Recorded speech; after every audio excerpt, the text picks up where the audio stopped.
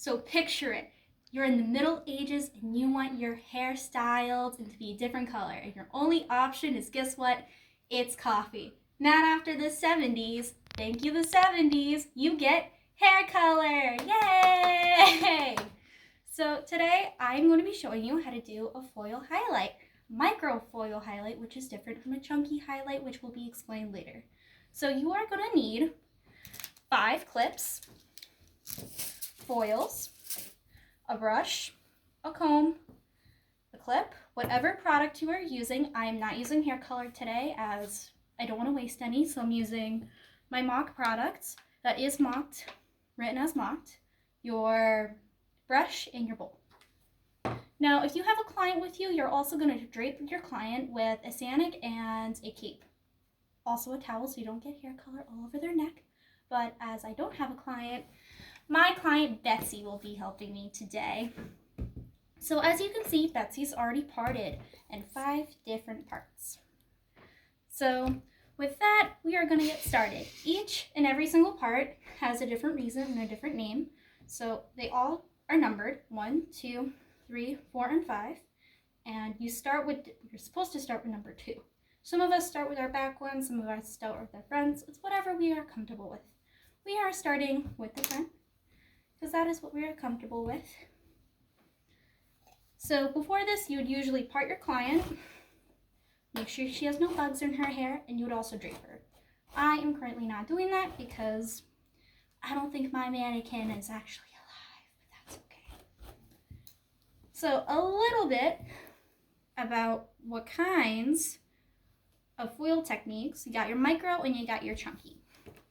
So your chunky highlight, you usually just take one whole big strip, put a piece of foil underneath it, put product on it, foil it, and you just keep going like that, skipping every few. With a micro highlight, you start with right here at this part. You are going to go in and out, 1, 2, 3, 4, all the way to the end. You're going to pull out this hair, and this is what you end up getting. Only a couple pieces of the hair with us, if it wants to go. So from here, you're going to take your comb that you had with you and a piece of your foil, and you're going to wrap it all the way around your comb halfway. And from here, you are going to place it nicely right towards the root of the hair. So when you are going to be applying your product, you're going to stay about close to a baby inch away from the full root, so you are not fully saturating the root, and so that chemical burns don't happen. After that, you're going to just take your product on your brush. You're going to start right at the top, so that way you can slowly go down to the bottom, and the foil should not move anywhere from there.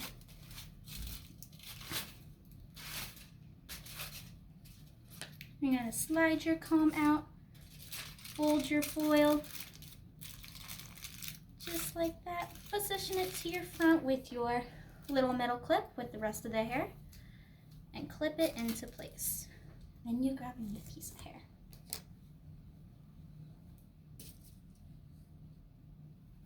So with each section also has a secondary number. And with that, it's just so you don't have the big chunky highlights of the 90s, because we don't want those again. Trust me, we don't. So each number has another number. So the very tippity top one, you at least want 5 to more foils in that hair, so you're not positioning the foils incorrectly and that you're not being zebra patterned, which is a bunch of blonde highlights or black highlights all together. Our sides are 4 and up because usually you can only get 4 on there, and our back ones is 6 and up. So those are your target goals.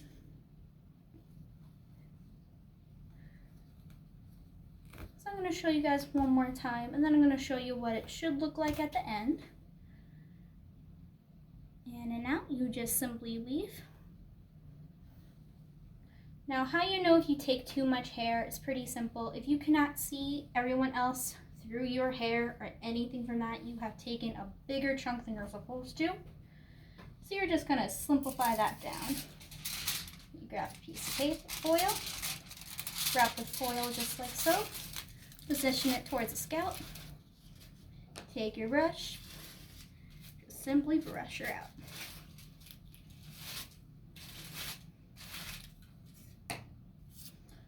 processed if you are a fully licensed cosmetologist. I am. I went to school for 4 years at a VOTech vocational school for all of high school. So even though this practice is making me a little bit longer than I usually should, I'm a little out of practice, which is okay.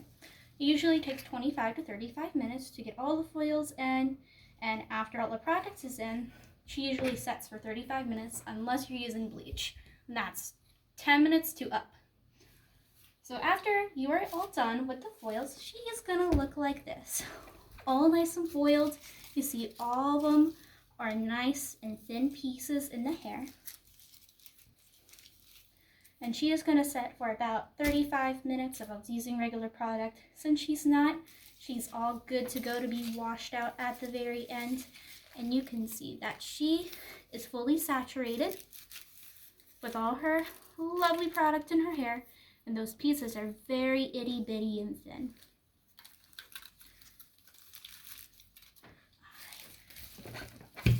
So at this point, I'm going to open up to whatever questions my audience has. So what does the tinfoil do in this process? So the tinfoil provides your natural body heat to help heat the rest of your hair. So the process can go longer. If we weren't doing that with the regular foil, you would be either using plastic wrap or something else that you have on hand. You can use aluminum foil as well, which technically this is what it is. But it just helps produce your natural body heat from your scalp to heat your hair. Wow. So why do you part in like 5 different sections? So the 5 different sections is so we know how fast we're going, and as well as making sure that every inch of square root of the hair gets covered. Do you worry about the first part being more, have more product in than the rest of it? Nope. So with that, you are supposed to, we usually try to start in the front because the client sees that you're starting in the front and that, oh wow, all my hair is going to get covered. So it doesn't really matter as long as all the ends end up fully saturated at the end.